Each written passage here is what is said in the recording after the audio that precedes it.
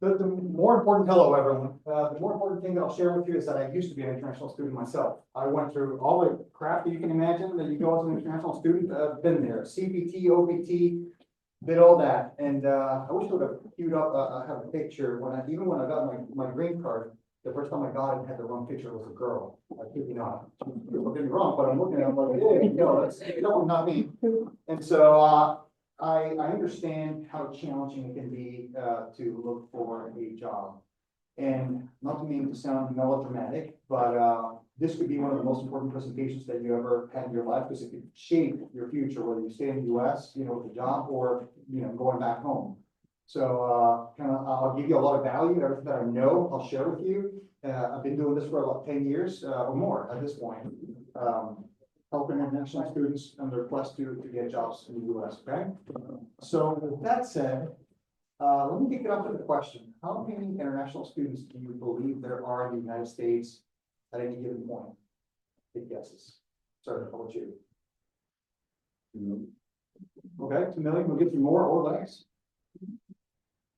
What do you think?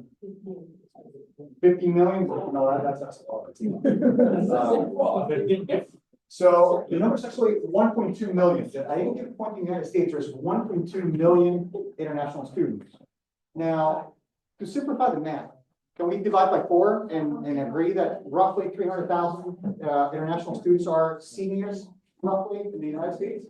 For simplicity's sake, now check out this number. This is how many international students every year have to leave the country beyond their OPT, or even during their OPT because they're not able to log a sponsor. That's a check that's pretty close to 300,000. Okay, so the number is 97, 98%. So it's pretty high. Okay, you may be wondering why is that happening? Is the United States impossible to get into? No.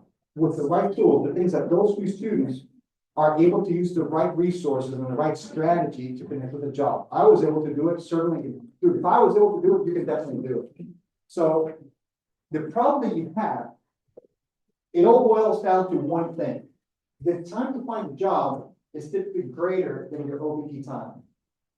To make matters more challenging is that the time to find a job compounded with misinformation really throws the equation completely off. Okay, so the combination of two things puts you in a situation where you waste a lot of time and the process itself is long and you find yourself at a loss. Okay, so the goal here today is to overcome the misinformation so you can be more efficient with your time and beat that number. Okay, make this instead of a greater than sign, an equal sign. You follow me so far?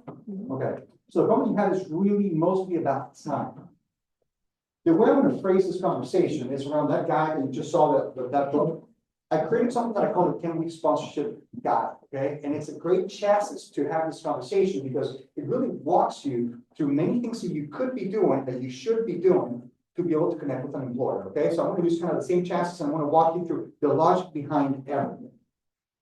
So with that said, on the first week, and the first week, by the way, will be longer than the rest. Now you're wondering, like, how can the presentation, like, holy crap, we're still in week 1, and still need to make it a 10. A lot of things happen in week 1. How many of you have started looking for a job already? Raise your hand. I see if you have a lot of hands go up. Okay. Does it feel like a black hole that you're dumping resumes into? Yep. Yeah, right. There's a lot of things you should be doing before you even start looking for a job. Okay. There's a few things that really help set the stage for success. So let's take a look at what those are. First is that you need to understand your timeline. If you understand your timeline, you can adjust and you can work accordingly, and the level of intensity, you can adjust accordingly. So let me point out the obvious here. So we have, I hope you can all see, graduation, going to happen on whatever date, whenever you graduate, okay? And we have 2 important milestones along the way, okay? We have the duration of a non-STEM OPT. How many of you are non-STEM or will be non-STEM? So a few hands go up. Okay, the rest of you, I'm assuming you're STEM OPT, right? Now, don't take for granted that it's 3 years. In reality, it's still 1 year, but you have the option to extend, okay, given certain circumstances to get to the 3 years. That's a true statement, right? Yes. Okay, so we have those 2 important timelines. Here to guess how long an immigration process lasts in the US right now, at this very moment. I spoke with 2 immigration attorneys yesterday and both coincided with the same number. What, coming? There you go, 3 years, 2.5 to 3 years. When I went through the process, it was 11 months. In fact, as a non-stamp degree, I was able to get my green card before my OPT expired in a 12-month span, super fast. Then it crept up to 18 to 24 months. Now we're in the neighborhood of 2.5 to 3 years. And that's specifically for immigration processes, okay? So basically changing your status from an F1 to a green card, okay? Which is called employment-based processes, and there's the 2 and the 3 different categories, and some of you will qualify for 2, others for 3. I don't mean to get technical. You may be sitting there wondering, how the heck do I then make this work? There's a couple of ways you can, and by the way, let me give you a disclaimer. I am not an immigration attorney, but I'm giving you general advice on how, what processes exist and how long they take. And I'll give you a recommendation in just a moment as to how to specifically understand your situation. So the logic here is that you have to have an employer. You need to find the employer before you graduate to be able to make this timeline work, which is a true statement. Now, along the way, you also have a choice. Let me reveal this, that you can lean on H-1Bs to be able to extend your stay, okay? H-1Bs are work visas. In fact, it's the most common work visa in the country, but it has one dramatic limitation. And that is that it's a lottery. And it doesn't matter if you are an aerospace engineer or a janitor, you are exactly at the same, you have the same probability to get it. If you want to know the numbers, there's roughly 60,000 H-1Bs available every year, and there's between 600 to 700,000 applicants. So your chances, do the math in your head, are about 10% to get that visa. Now, it's not impossible. I know a lot of people who get it, but you have to understand your odds. So, as a non-STEM or as a STEM, you have with a non-STEM, depending on when you graduate, you may have the opportunity to apply maybe even twice. You may have 2 rounds to see if you can pull the lucky number. If you are a STEM degree, then you technically have 3, maybe even 4 opportunities to connect with an employer. Now, the key thing here is that no matter what, this point right here, you should be doing a lot of work beforehand to be able to connect with an employer. And it's possible to do. It's possible to lock in employers right before, so this timeline works smoothly for you. All right. So the next big thing, I told you I was going to tell you a little bit of advice. How many of you have had a meeting with an immigration attorney? Raise your hand. See no hands go up. You need an immigration attorney yesterday. Okay, and it's going to cost you either, if you're lucky, you can find one for $0. In fact, I've worked with a few that are willing to give that initial consultation at no cost. Otherwise, count on spending anywhere between $150 to maximum $300 for an initial consultation. Why is that consultation critical? A consultation is critical because they will be able to identify in your specific profile what process will be most convenient for you and give you a realistic assessment if, hey, this can work, and here's the timeline that you and I are working with. The same timeline that I showed you before applied specifically to you. And just as importantly, that person will help you understand how to explain your process to an employer. Now, I'll keep asking you guys questions, and feel free to raise your hand. And I know I'm asking you questions that you probably, most likely, don't know the answer to, but it's a way for me to kind of engage you. What percentage of businesses do you think in the United States have done a work visa application in the past? Let me begin. Is it a high number or a low number? A low number, okay? So it's to the tune of maybe 1 or 2%, and I'm being generous. It's that small, right? So the likelihood that you walk into an interview and they have already done it before is tiny, tiny, tiny, tiny, okay? Out of 100 times, only twice, oh yeah, I've done it before. Guess what happens if they have never done it before? They don't know it, they don't understand it. So if that's a rule of the game and you cannot change it, you can't change that. It is what it is. What can you do? You can educate yourself. You can understand the process. You take responsibility for that process. You understand it. So whenever you're sitting there and they go, and then you start engaging in the conversation, you can speak very eloquently about your situation. And by the way, I'll teach you in a moment how to address questions about sponsorship, okay? But you can more elegantly handle the conversation. And guess what? The fact that you already took the time to meet with an attorney and you're well versed in the topic, you look proactive, you look like someone who has their act together, and someone like, well, you're resourceful. You know, you can actually be good for the company. So it kills several birds with one proverbial stone. So get an immigration attorney. I'll help you. I'll tell you where you can find them, okay, in just a moment. You need to make a time commitment. Your American friends can find jobs a lot quicker than you because they don't have that little hiccup of you need a work visa, okay? They don't have that. You need to work a lot harder than they do. When I say a lot harder, I've told several students who are seniors, and I've asked them, one of the questions I usually ask is, what is your GPA right now? And they say, actually, by the way, international student GPAs are usually super high, okay? 3.9, okay.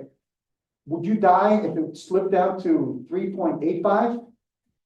No, it wouldn't change anything, okay. Well, you know, it's my way of telling you that you may have to focus more time, dedicate more time to find in your job search and being able to rely on your high GPA to be able to coast along the classes as opposed to trying to, you know, to overkill it. So the first recommendation that I'll make, and this is the most critical one, is schedule it. All of you have schedules, right? You have classes. Did anyone have class today? A few. Well, the Fridays are usually off, right? That's the same thing. I usually party on Friday, happy like in fact, Thursday was awesome because like their Friday. Anyhow, but you have a schedule, right? You can, here's what I would plug in that class, I'm using air quotes here, the job search as a class in your schedule. Find a hole there that works for you and put it in there as a class and dedicate, every time you see that pop up in your schedule, you have at it. So that's the most critical thing. Two side, those subordinate things that you should be aware of. Maybe you're a night owl or an early bird, adjust accordingly. If you're great in the morning with work, put all the job search work early in the morning loaded, or in the evening, you want to do it in the night, great. But make sure that whatever you do, you have some window of time there, an hour or two, where you can actually reach people at offices. So you have office hours, you know, included. So if you have to connect with someone networking wise, you can actually get a hold of them as opposed to 2 in the morning. Clear so far? So, and I'm telling you bare minimums here, like if you treat it as a class, you're probably doing like a 4-credit course, and you're probably investing like 4 hours in it. Looking for a job is a full-time job, really. It's something you like, everything else being equal, and if you could afford the time to invest in it, it's like 40 hours a week to be able to make it happen. And the things that I'm going to show you right now will reveal how intense it could be. So let's talk sponsorship, okay? As I mentioned before, most companies have never done it. If they've never done it, their reaction is automatically to say, no, we don't do it. Okay? So that could be a very frustrating and difficult situation. So let me first focus on the paper way of addressing sponsorship, and then on the interview or face-to-face way of addressing it. This is a standard, whatever job application paper that you have seen probably a million times if you're applying for jobs. And if you focus on this part right here, they ask you, they've gotten really savvy about asking the question, because they used to ask you, can you work in the United States? That was the only question they would ask like 15 years ago. But now they've gotten savvy, saying, well, a lot of people are saying yes because they have freaking OPT. So they obviously they select yes and legally authorized. But now they add this new question, and it's going to be even fancier. Will you now or in the future require sponsorship for visa, employment visa status? This is a very debated topic. I've seen people, I've been to universities where they literally tell the students to basically, in my opinion, lie and say, no, I don't need it. And that's very tricky, okay? And it depends on your situation a little bit, so you have to manage it according to your situation. If your goal is only to do an internship in the US and then go back home, the truth is you can answer no, because after all, you're not going to be staying long. Now, the downside to that is that usually internships are farming systems for companies to keep you, like to identify who are the great performers and then keep them, right? And so they will be reluctant to bring on board someone who may not, let me say this, who's not going to stay with them long term if they have to invest a lot of money in training them. So in your case, my recommendation is that you answer yes to both. So basically, are you legal to work in the United States? By virtue of your OPT, you are, so you're immediately available. So you can, oh, did I? Okay, let me go see what happened there. Hold on.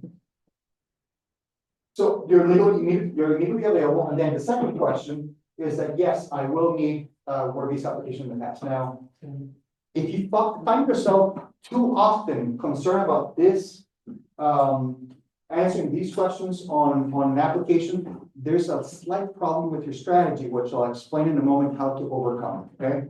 So that's how I would answer questions about sponsorship on paper. Now, in reality, when you are in front of someone interviewing, they'll ask you point blank, do you need sponsorship? What will be the answer? You do, right? We don't sponsor. What do you do then? Kind of like, yeah, I walk away, right?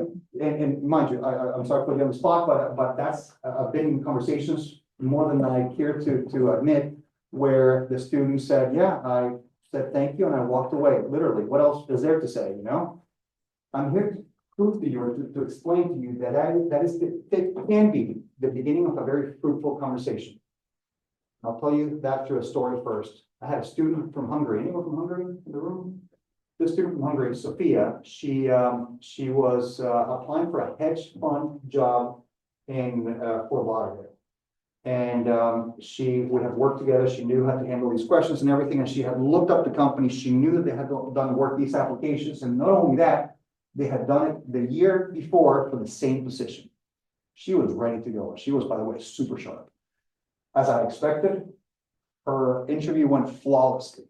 Until the end, the guy goes like, I'm sorry to bring this up, but you do have an accent, and I suspect that you're international. Do you need a sponsorship? She's like, yeah, I do. But she said it confidently because, you know, she had looked them up and she knew that she stood a good chance. And he goes, I'm sorry, we don't sponsor. She goes, hold on one second, man. I know you have because you actually did it last year. She gave this person like all the details about, because she had memorized, like it was for so much and blah, blah, blah, she got all the details. And the guy goes, hold on one second. He walked outside. We don't know who he talked to, but he came back and he goes, stand corrected. We can actually sponsor for this position. She got the job. So is it possible? Is it always going to work? No. But is there a way that you can improve your chances? When that happens, absolutely. I'm going to show you how. So, and you would have been speechless, yes. So the objections really usually come down to a few specific things. First one is cost. When I'm sure you have access to media. I've been watching American TV and radio, and you have access to media sources. Every time the word immigration comes up in the media, what kind of context is it? Is it positive or negative? Epically negative, right? And so think about the average American who knows nothing about immigration, that perhaps they haven't even traveled extensively. Every time they hear the word immigration, they go, ooh, it gives them the creeps, right? So the easy answer is always like, oh, this is a bad thing. I don't want to touch it, right? And by the way, all the immigration changes that have been occurring have nothing to do with you. In fact, I would expect to be beneficial to you. The target is completely, you're not it by a significant mile, okay? And so if they don't know anything about it, their perception of cost is inflated. They'll think that it's very high. I've talked to businesses and I've asked them, just to illustrate the point, I got a call once from a hospital. They're like, oh, you know, I need to talk to you about a candidate that we have. You know, we're finally able to find our surgeon for the hospital, and we don't know if we can sponsor him or not. I'm like, okay, so what are you planning on doing? An H-1B. I'm like, okay, and so yeah, but we think the cost, like, how much do you think that it costs? He's like, whoa, I don't know. That's why I wanted to talk to you. I'm like, okay, before I even tell you how much it costs, how much are you going to pay this person?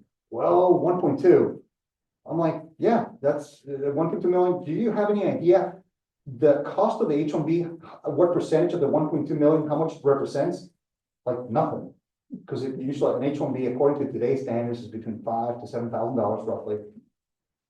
And so what I revealed to them was it's silly for such a position to even think that cost of the process itself will be prohibitive when you're paying this person 1.2 million. And by the way, I followed up saying the reason why you keep losing surgeons, the American ones, is because that position is really going for 1.5 million. So if you try a different strategy, bring someone from the outside, maybe you're able to retain them a little longer. So there you go. So the reality is that, and an attorney would be able to tell you this cost situation better. If you can, one thing is to go in there, like if they ask you like, well, how much does it cost? Well, I don't know. Another thing is to go, well, hold on, I'll tell you exactly how much it costs. It costs this much, boom, boom, boom. And there's two costs that you should be aware of, generally speaking. I'll give you, so H-1B is about 5,000 to 7,000. ED processes are a little bit higher, so more in the neighborhood of like $19,000, which sounds like good. Now, a portion of that can actually be paid by the beneficiary, by you. I did. And so, I financed that with credit cards, you know, and I said, to me, this is important, so I don't care to rack up debt on the credit cards. And you do it at a moment where you already have a job. So, you know, it's not like you're doing it and I'm not making any money. You would have a job if you end up paying it because you have a job. So cost is one. The other one is effort. In their minds, this is like climbing Mount Everest, okay? It's super difficult. And they'll say like, no, we don't want to get into that. If you have an attorney, you can say, I already have a guy, an attorney that will handle the entire process. And you just have to sign a few forms and fill out a few requests and answer a few emails. If I were to quantify, because I've actually done the paperwork for it to bring someone to the US, I probably invested maybe half an hour of my time broken down in 5-minute intervals over the course of 3-4 months. That was it. I didn't have to do more than that. So is that a lot of effort?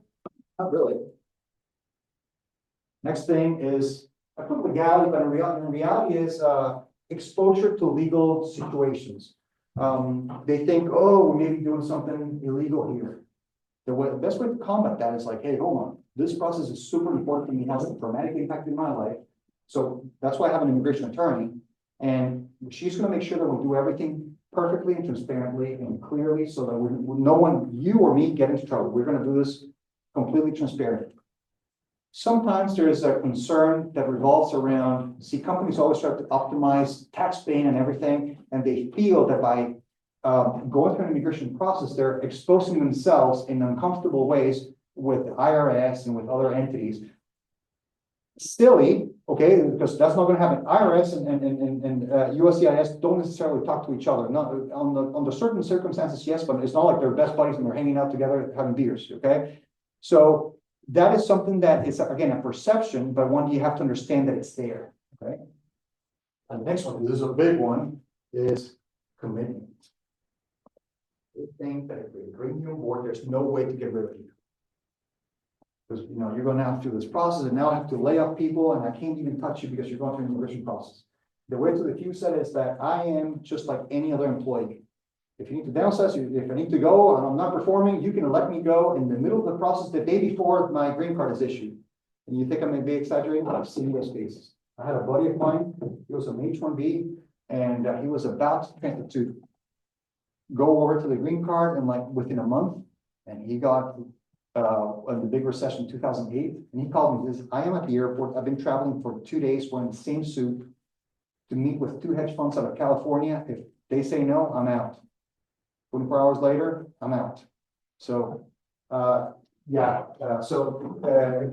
you need to explain to employers that their commitment is the same as with any other employee.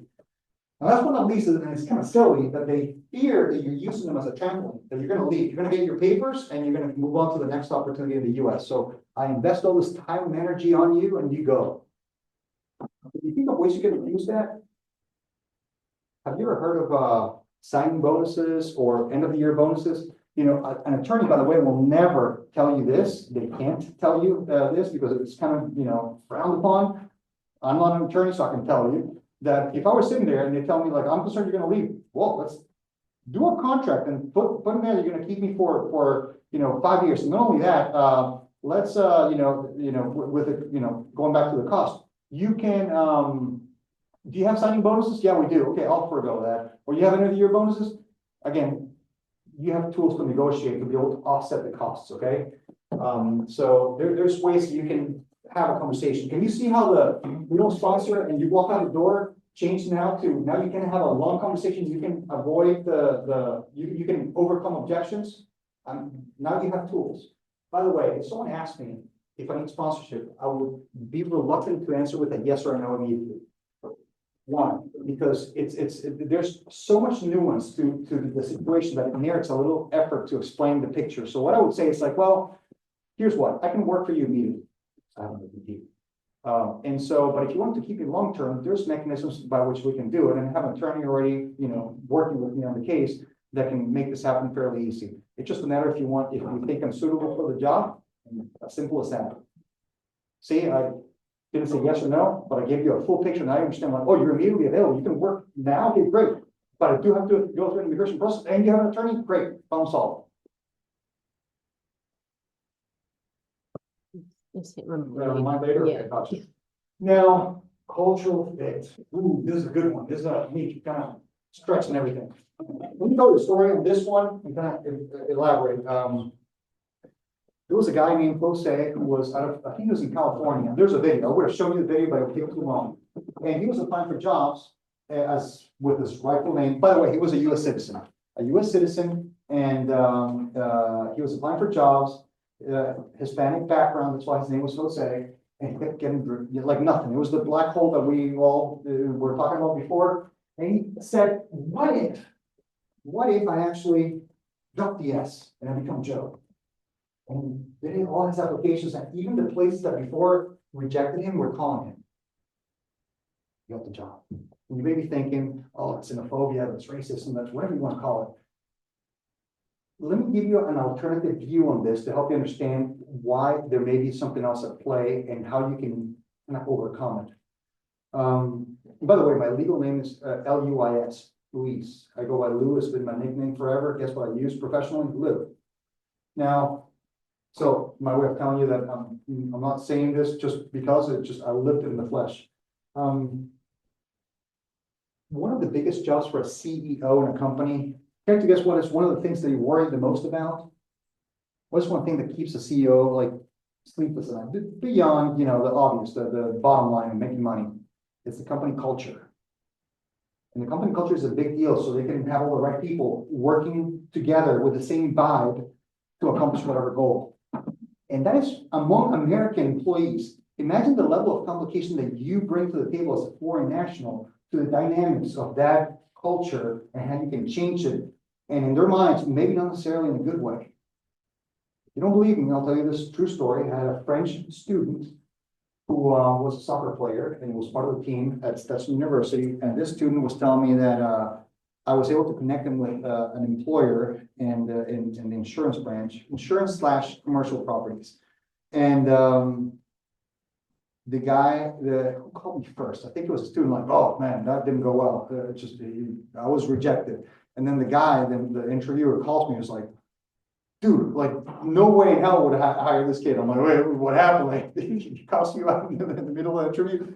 And so he said, well, in his company, Monday mornings, when they finished, when they came into work, they would have a meeting, and the meeting usually kind of revolved around talking about Sunday Night Football, right? And that conversation kind of led to business stuff, and it was kind of like the team building moment. So during the interview, because this kid, he was a soccer player, they started talking about soccer and football. He's like, whoa, and the French guy, I don't know what you call it, football, because you don't even touch it with your feet, just one kick, and then the rest is with your hands. And the guy goes, oh, okay. And so he kept like kind of putting down football.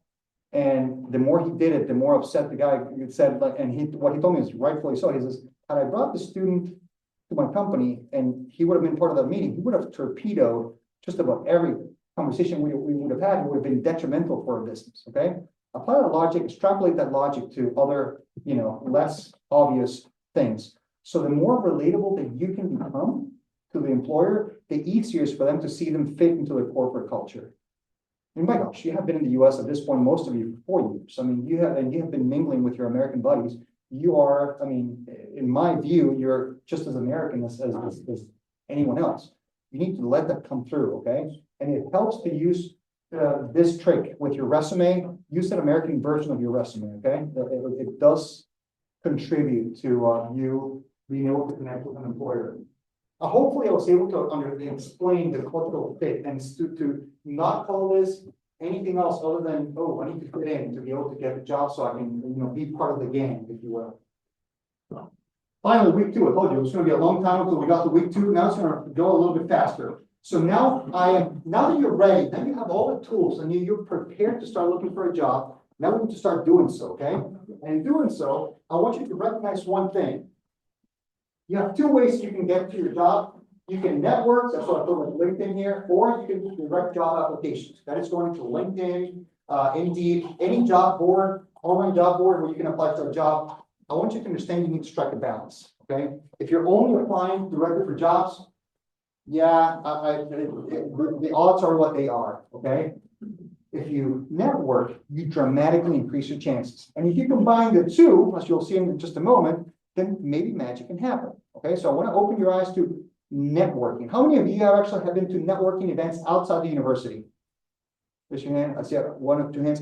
Kudos to you guys. You're already in the right path. I'm going to show you some tricks for this, okay? So I would start off, I said, before I said, let's start close to home. And by that, I mean your university. There's state resources that you have here that can help you tremendously connect. Your professors. I work in academia, so I can tell you firsthand that a lot of professors are professional professors, meaning they have never worked outside the boundaries of a campus. Okay, and it's an intimidating world that maybe they don't know a whole lot about. But at the same time, there's quite a few professors who are connected to the industry, and oh boy, in an epic way. They can kind of get you places and connect you with the right people. And maybe you have rapport with one of them or more of them, engage them, have conversations with them, and explain your situation to see if they can connect you. And you have to be specific on the ask. You can just, help me get a job in the US. No. If you know they know someone, because you see it on LinkedIn, and you're like, oh, that person, maybe that would be a good contact for me to have. Tell them specifically that, okay? The more specific you're in your ask, the better off you are. Yeah, alumni office relations. Yeah, I know the heck out of them. Just go to the office like, hey, I need help. And, make requests. Say, hey, can you connect me with, I would start off with something very specific, someone who graduated here who was international, who's now staying still in the US and is working in whatever field.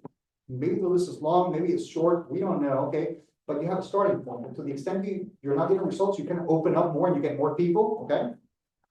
And school leadership, who's stopping you from talking to the dean, for example, or anyone who you suspect can help you, that can connect you, reach out to them. You'd be surprised how often people in high places are willing to go like, let me give back, and giving back looks like helping you or helping you, okay? So start there. Then at the same time, that's the networking side of things. I want you to apply for jobs, but you need to be smart about it. It's a cryptic kind of drawing here. It's supposed to represent a company saying, yes, we do sponsor. And by the way, let me click the next one so you can see. I'm going to recommend that every week, you do 30 applications at companies that are more or highly likely to do sponsorship. What does that mean? I have looked at the data, all the work these applications in the last 10 years. I know the numbers almost by heart. Care to guess the median size of a company that sponsors? How many employees do they have? Give me a guess. Thousands? 50? Okay, 50. We have 1,050, so that's a big spread. Yeah. Who gives me more or less? How are you, sir? 240. You were pretty close. Is that a big company? It's tiny, almost like a startup. Tiny. So very small. That doesn't mean that a company with 1,000 employees does not sponsor, but you're more likely to find your success in a small company. Conversely, how old is that company? What year was it funded? What's the most likely year that a company that sponsorship was funded? Give me a guess here. 5 years old? Okay, hold on. Okay, I'm doing the math in my head.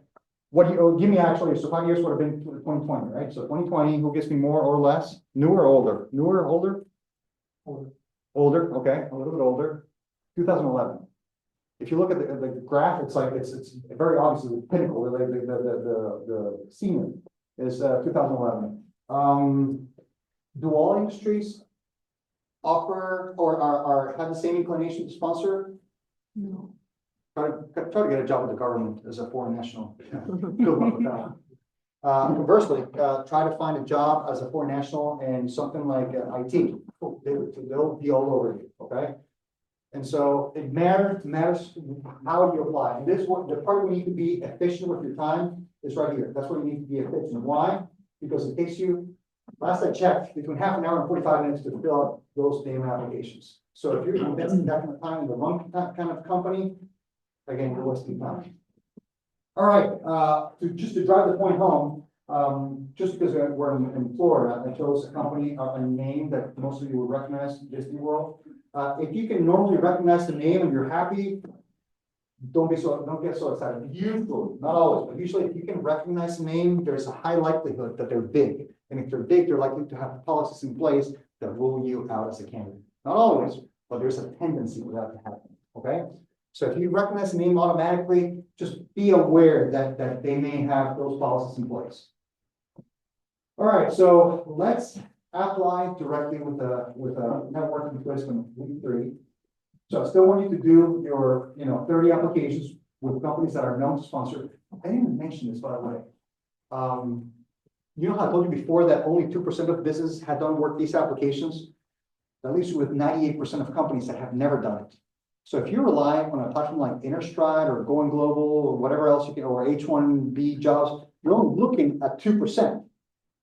You're not looking at the other 98%. I don't know, if I were you, I would want to see the whole thing, right? So I would open up my sites a little more. And the data shows that more than 50% of all international students who are hired by a company is with a company that has never done it before.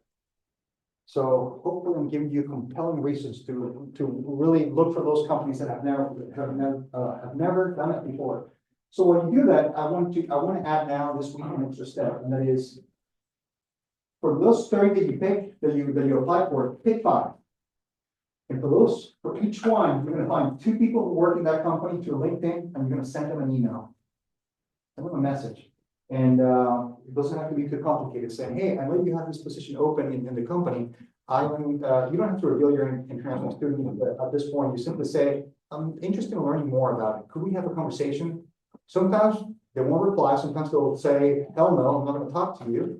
But sometimes they'll say yes. That's why it's sort of a numbers game. That's why I put here, total of 10 for that week. Okay. Has anyone ever been rejected doing sales? Let's see one hand go up. Feel comfortable with a no. What the people tell you, like, oh, you're not supposed to talk to me, you need to talk to HR, kind of get out of here. It's fine. Don't take it personal, just move on. It's a numbers game, okay? Week 4, trade associations. You know what they are? Here's a trade association for anything and everything in the world, okay? I used to live in Germany, and I had I worked for a sawmill, and I found in the US the North American Wholesale Lumber Association. Can it get more specific than that? I don't think so. So whatever you can imagine in the world of business, I assure you there is a trade association for it. So the way I would begin my search with trade associations is to go here. And by the way, everything that I'm saying to you, I'm going to give you a guide, okay, for free that has all this information. You'll be able to follow it. Has anyone ever been in Own It online? Wow, this is the awesomest tool like you'll ever see in your life. So Own It online. You just type in the top, like whatever, like I want to be a princess or whatever. But you write your occupation, you type it there, and when that page loads and you go to the bottom of the page, all the way at the bottom of the page, you have sources of additional information. All the trade associations are freaking there. And here's what I would do. I would click on each one, and they're always set up exactly the same way. When you go into each one of those websites, they have an About Us. And About Us, they have either the directors or the board of directors, or there's people there somewhere. Do you think they're well connected? Hell, they're, after all, in a trade association, their job is to be well connected within that industry. So if I were you, I would click on each one of those and send messages to all those people. If you have a phone and an email, which one would you use? I would say both, but call for sure. If you have a phone number, call them, okay? And it's going to be uncomfortable the first time, but you'll get used to it, and you'll be able to get conversations going. So again, this is just a start, and I forget what I picked here. Obviously, something to do with healthcare, but I assure you, whatever occupation you can dream of, they'll have a list of associations, okay? So, and always favor local chapters, because the national ones may be like, oh yeah, we're in Idaho. Yeah, okay, I guess we're not going to see each other. And of course, on that same week, I want you to repeat, and now we have a running number. At this point, on the 3rd or 4th week, I think we are, 90 applications, and we have reached out to 20 people. Probably 15 have told us, we don't want to talk to you, but maybe 5 are willing to have a conversation with you. So week 5. Okay, this week is about turning your greatest weakness as it pertains to looking for a job compared to your American friends into your greatest strength. Your biggest weakness is that you barely have a network in the US to connect professionally compared to your American friends. Your American friends have parents who grew up in the country, they have friends of friends of friends, and they have a robust platform to stand on to be able to connect with a job. You don't have that. But what if you turn it into your biggest strength? See, I'm hopeful that you have American friends, right? And you have had conversations over the course of the years. Talk to them and find out which ones have parents that are in your field of study. And usually children tend to like what their parents study, so there's like high likelihood that their parents are studying the same thing you are. And here's the cool thing, as a dad, I'll tell you that if one of my son's friends asks me for a favor, I'm gonna bend over freaking backwards to fulfill that favor because he is an extension of my son. So they're gonna do the same thing for you. Like, you're a friend of my son, I'm gonna kill for you. Figuratively speaking. So now I'm empowering you to have multiple families helping you as opposed to just the one, yours, right? Isn't that cool? So I'm gonna ask you to do that. And I'm giving you here a bare minimum, which is to do it at least twice. Do it as much as you can. If you find 10 friends who have parents who work in your field, oh my God, milk that, okay? Get meetings with them, go visit them, stay at their house, and do whatever you need to do to be able to connect with them. And your job is not for them to give you a job. Your job is to unlock their networks. Every time you're talking to someone, assume that person doesn't have a job for you, but they know someone who does. The way you carry the conversation is different, okay? So you want to unlock their networks. Well, week 6, I think. Oh no, and again, running source now 120. 30 direct, contacting people, directing those companies. So you need to keep this going. That requires a lot of effort. Remember what I told you? You need to like plan it as a class, basically. Are you seeing now the theme here? And I'll give you the bare minimums, by the way. You probably have to go a little bit bigger than this. Week 6. So you were like, well, Sergeant Incubator. This was my worst. Tell me for their good job. It's like, hey, it's hatching because marketing takes off because that's a company, what this company should be doing. Not creative. Let me explain what this is. You have, and I'm sure you have them here. In fact, I heard today that they're planning on opening a new one. An incubator or an accelerator is a place where baby companies go to get help to be able to grow. There's plenty of those around. I know that UCF is planning in the next couple of years of opening one here. Connected with 2 of them. You have already 2 of them? Okay, great. So I would actually look them up and see what companies are being incubated now. In fact, if I were you, I would actually physically show up and go, hey, where's the director of the incubator? Could I have a conversation, maybe schedule a meeting with them to learn what's going on? Startups are awesome for hiring international people because information shows that they're more likely to do it. They're more likely to be willing to accept it, okay, because they need it. Let me kind of explain it this way. Does Facebook have to work hard at finding talent? No, because it comes to them, right? But a baby startup, let me take that, forget baby. A startup, a young startup that has maybe 40 employees, they have to fight a lot harder to find that talent, a lot harder. And so they're willing to consider alternative options like a work-based application. So they tend to be very open. Case in point, there is a startup that at the Volusia County Business Incubator, where I'm from, that when I was looking at the records in the city, I'm like, let me see who has done the most work-based applications. 7 in a year, and it was one startup in aerospace, by the way. 7 applications in 1 year alone. So they're more likely to do work visas than anyone else. Again, minimum now. I was just revealed ×1. I would say now you have ×2 in the area, so you can go talk to them and see what happens. Keep it going. Still doing direct applications, 150 and 40 people directly. At this point, you should probably have a lot of connections. I mean, at least 5 or 10 people should have been willing to have a conversation with you. Volunteering. So think interest-based, faith-based. All of us have certain interests, right? And so use your interest to your advantage to be able to connect with people who are like-minded and people who can actually help you. the US is a very giving kind of society. And so people usually, especially people who are doing well, see themselves, you see them more, they're more likely to be out in the community, volunteering time, doing God knows what, okay? And so I've seen many, many times, connections being made, outside an office space. And that's a beautiful thing. Now you could be outdoors, you could be, doing something with a group of individuals, and you're sort of all equal because you're all volunteers helping to do something. Try it once to see what happens. You may be surprised that you connect with someone who is tremendously capable of helping you, okay? And probably, showing the slide, and we'll do it at least, again, I'll try at least one time. Running total, now you have, done 180 applications, and we're still on week 8, I think. 50 people you have reached out to. Now, Chambers of Commerce. Have you guys heard of that before, Chambers of Commerce? Thank you.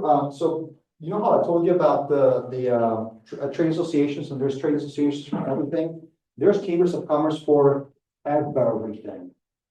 In Volusia County alone, in my city, there's like 8. Like, in my opinion, maybe a little too much, but there's chambers of commerce for specific interests. I assure you, there's a chamber of commerce for the country that you're from here in Florida. I assure you there's such a thing, okay? So find out who they are, where they are, and there's also for specific trades. There could be a chamber of commerce for, with Japan that has to do with cameras. Making something up, okay? And so I would encourage you to try it at least once, okay? At least reach out, and in full disclosure, if you go to a chamber of commerce that is only city bound, like, oh, we're the chamber of commerce of Daytona Beach, chances are that their members tend to be a little more local in interest, so they'll have their professionals will be your classic insurance brokers, your realtors. So it's very localized. So maybe not a whole lot of value there, but if you go to chambers of commerce that have to do with international stuff, you may stand a better chance. And we run total 260 people at this point. Again, keep that effort going. And then we've 9 and 10, I simply labeled that as repeat. I would focus, so after 8 weeks, you have tried things that have worked out wonderfully, and others are like, this is kind of a crappy approach, at least I'm not connecting with it, I don't feel that I'm good at it, but I'm really good at this other one. Do the good one again. So focus on that, and repeat it, and do more of it. And of course, keep that running total going. And at the end of 10 weeks, you should have done about 270 applications, reach out to 80 people. That's a lot, right? But again, it reflects the effort. If you listen to what I said at first, you're not in an easy situation, unfortunately, but you can navigate it. Okay, if you were able to make it to the US to study here and navigate courses in a different language, holy crap, you can probably pull this off, okay? So with that said, I am going to show you a trick on how I would look for companies more efficiently. So here's what I'm going to do. Go here. I have a platform, the Sponsorship Guru, that if you're subscribed, we have an AI sponsorship assistant. Now, this thing works on a ChatGPT, but we have trained it very specifically to do a very specific task. We fed it about 34 different databases, so it knows, okay, what is going on. And so, yeah, you can say, for example, as let me pick up mine, done Word. I'm sorry, I think Microsoft is the only obvious thing that came to mind. Done. Put up there, something or use that application.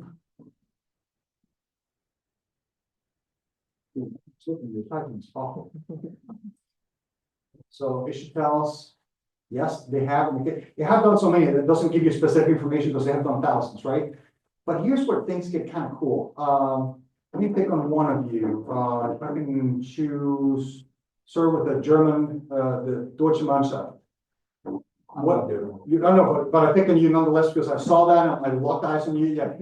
What's your what would you like to work on? Electrical engineering. Electrical engineering. Okay. Where? Florida. Yeah. All right. So give me a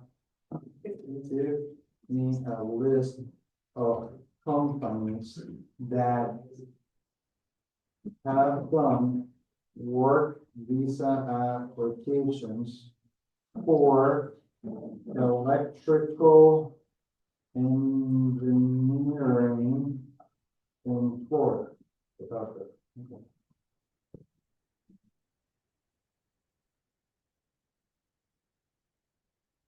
So it's giving you a list of companies, right? And now you can kind of search each one. And it's giving you, it stops usually at 7 or 8, and then you have to prompt it again to give you more. Because the truth is, it could be a list that's like, 2 pages deep, but not to overburden you. It's giving you a short list. Now, here's where, these are only companies that have done it before. So are we looking at the 100%? No, we're still looking at only the 2%. Here's where things get really cool.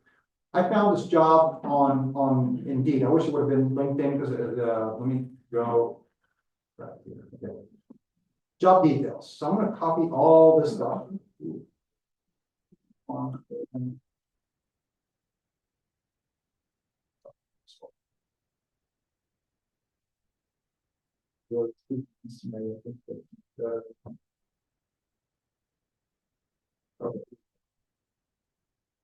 Copy all this. I'll paste it here.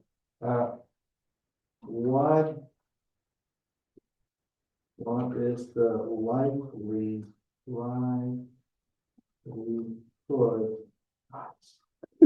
that this job will offer sponsorship? And I'll paste the whole thing. Now, before I hit enter, we gave this chatbot an algorithm. By looking at all the data across the years, we know which companies are more likely to do a work-based application. But more importantly, we taught it what to look for that is a red flag that is not going to sponsor. Okay, so I don't know what I'm up against. I randomly picked the job, so let's see what it does. So it's looking at the entire thing that we fed it.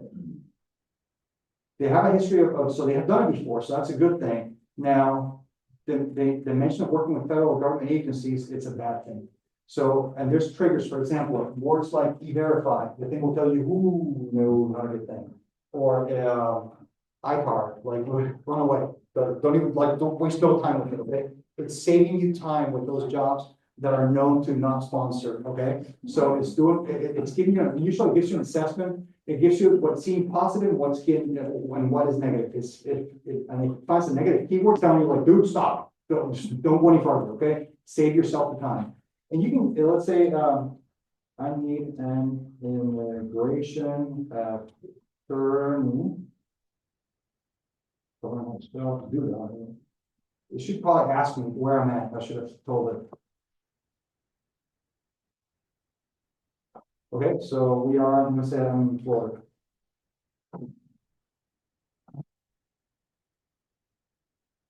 So we'll have a database with all the active immigration attorneys in the country, all the active ones. So it should spit out a list of options. They probably give 4 or 5 different options. And if you ask it for more, of course, they'd ask for a big list right there.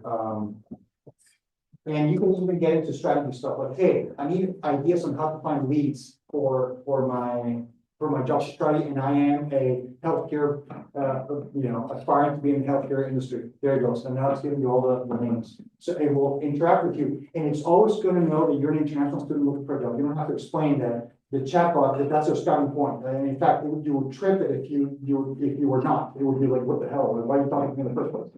So in the spirit of giving you this tool, you can take. You're not going to make me cry or not. I am going to make you an offer that if you were to use this coupon here, boom. If you scan this, it will take you to the subscription, and that will give you a 50% discount on the platform. And I don't want to have enough for all of you, but the first 20 that actually subscribe right now, I'll give you a free copy of that guide that I was telling you that you're going to get for free. It's right here, so I'll give you the hard copy.